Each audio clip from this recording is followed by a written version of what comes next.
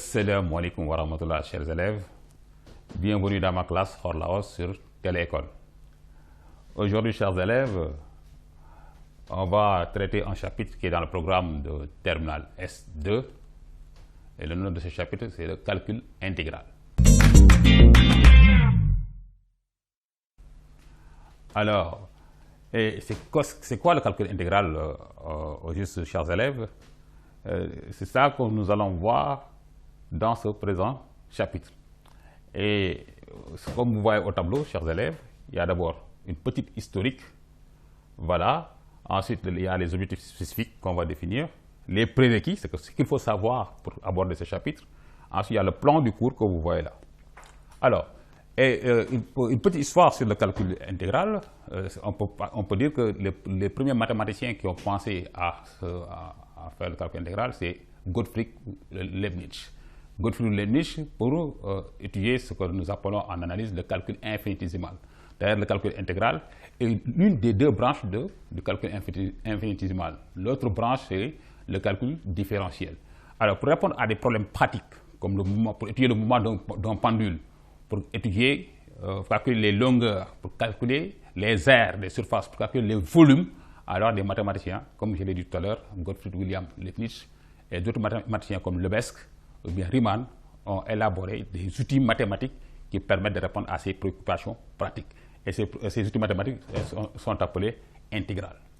Alors, dans ce présent chapitre, l'élève doit être capable, chers élèves, vous devez être capable de définir une intégrale d'une fonction continue, ensuite de pouvoir calculer l'intégrale d'une fonction continue, de connaître les propriétés d'une intégrale et de pouvoir aussi l'appliquer dans le calcul d'aire et de volume. Alors, et le plan du cours, le voici. Alors, il y a 4 grandes parties du cours. Le grand 1, c'est intégrale d'une fonction continue. Qu'est-ce qu'on va voir dans cette partie-là? La définition d'une intégrale d'une fonction continue sur un intervalle i et les conséquences. Il y a l'interprétation géométrique de l'intégrale. D'ailleurs, on devait même faire une activité introductive à partir de ça pour expliquer la notion d'intégrale. Et le petit 3, c'est une fonction intégrale. Qu'est-ce qu'on appelle une fonction intégrale? Dans la deuxième partie, dans le grand 2, on va voir les propriétés de l'intégrale. Ce qu'on nous appelle la linéarité, la positivité, la relation de Charles, alors l'inégalité de la moyenne. Et dans le grand 3, c'est les méthodes d'intégration. Comment on fait le calcul intégral? Comment intégrer? Il y a l'intégration directe. C'est dans cette partie, dans cette intégration directe, vous allez utiliser, chers élèves, les primitives. Et il y a l'intégration par partie. Ensuite, il y a le grand 4, le calcul d'aire et de volume. Le petit 1, c'est le calcul d'air et le petit 2, c'est le calcul de volume de révolution. Alors, ici, dans les prérequis, j'ai oublié de le dire tout à l'heure, ce qu'il faut savoir, ce qu'il faut connaître avant d'aborder ce chapitre-là, c'est les primitives. Donc, toute la leçon sur les primitives, chers élèves, vous devez être capable de les maîtriser pour pouvoir faire ce chapitre-là.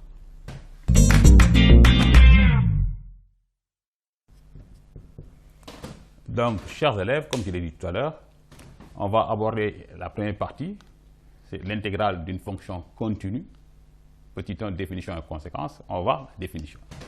Et pour aborder la définition de l'intégrale d'une fonction continue, on considère une fonction f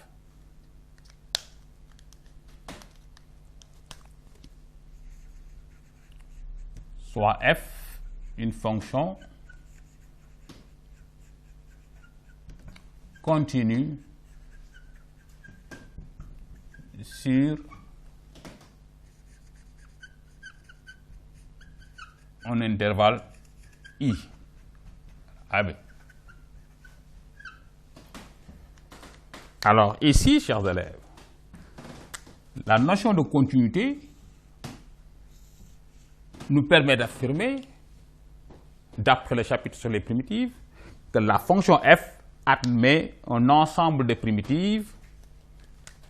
Donc ici, f admet un ensemble de primitives qui ne diffère que d'une constante. Ça, on l'avait déjà vu quand on faisait les primitives. Donc, on va considérer deux primitives de f, soit grand F et grand G des primitives de f. Des primitives de f sur l'intervalle i. Si grand F et grand G sont des primitives de f sur l'intervalle i, alors on peut dire quoi? Que grand F de x égale à grand G de x plus une constante réelle. C'est appartient à R. Parce que dans la leçon précédente, raison pour laquelle je vous ai dit la fois passée que une fonction qui est continue sur un intervalle i admet plusieurs primitives. La primitivation est l'opération inverse de la dérivation, ne l'oubliez pas. Alors, si une fonction admet plusieurs primitives, la différence entre ces primitives n'est rien d'autre qu'une constante réelle. Et raison pour laquelle, si on pose grand F et grand G des primitives de petit f sur i, alors on peut écrire grand F de x égale à g de x plus c. Et là, on peut calculer f de a et f de b, grand F de a. Et si on sait que grand F de a donc égal à grand G de a plus c, et grand F de b, f de grand B du moins, égal à g, grand G de b plus c. Et là, j'ai ici une relation 1 et là 2. Si je fais une différence des deux, ici, alors j'obtiens quoi, chers élèves? Qu'est-ce qu'on peut remarquer? Quand je prends la première relation, moins la deuxième. F de B moins F de A, eh bien je mets 2 moins 1. 2 moins 1. Là, j'obtiens F de B moins F de A égale G de B moins G de A, C moins C égale à 0. Donc, si je fais 2 moins 1, j'obtiens F de B moins F de A égale à G de B moins G de A. Extrêmement intéressant. Pourquoi c'est intéressant? Parce qu'on voit que quel que soit le choix de la primitive de f sur i, le nombre f de b moins f de a ne change pas. F de b moins f de a égale à g de b moins g de a égale à grand h de b moins grand h de a. Ça dépend de la primitive. Donc, de n'importe quelle primitive que vous allez choisir du moins, alors le nombre f de b moins f de a ne change pas. Donc ici, je remarque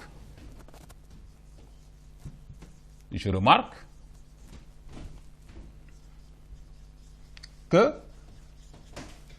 le nombre réel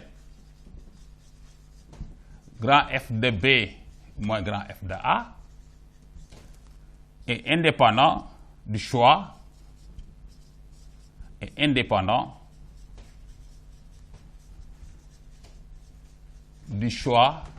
de la primitive de F.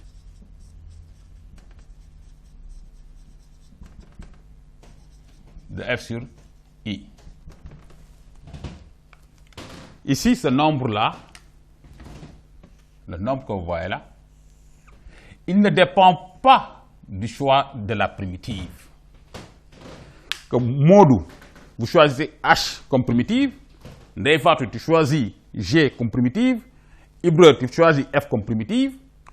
Vous tous, si vous calculez respectivement les images de B et de A par vos primitives, vous faites la différence, vous trouverez le même nombre réel. Donc, c'est pour ça qu'on dit que ce nombre-là, le nombre de Modou, de Fatou, de Ibra, ne dépend pas du choix de vos primitives. Vous pouvez avoir 3 primitives différentes, mais vous aboutirez au même résultat.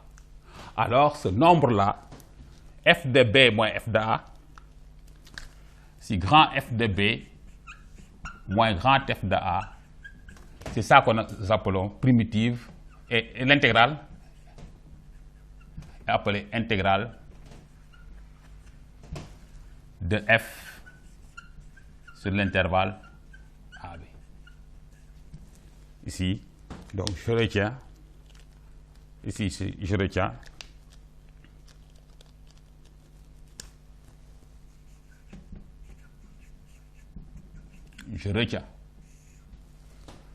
que le nombre f de B moins f de A est l'intégrale de f sur AB. Et c'est un nombre réel, ici. Voilà. Donc, chers élèves, si vous avez une fonction f qui est contenue sur un intervalle AB, alors on peut calculer un nombre en utilisant une primitive de la fonction sur AB.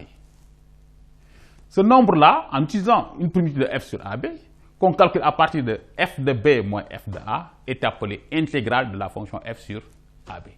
Et la notation, ici, notation, on fait ceci, de A à B, f de x, dx, ceci, on met comme ça,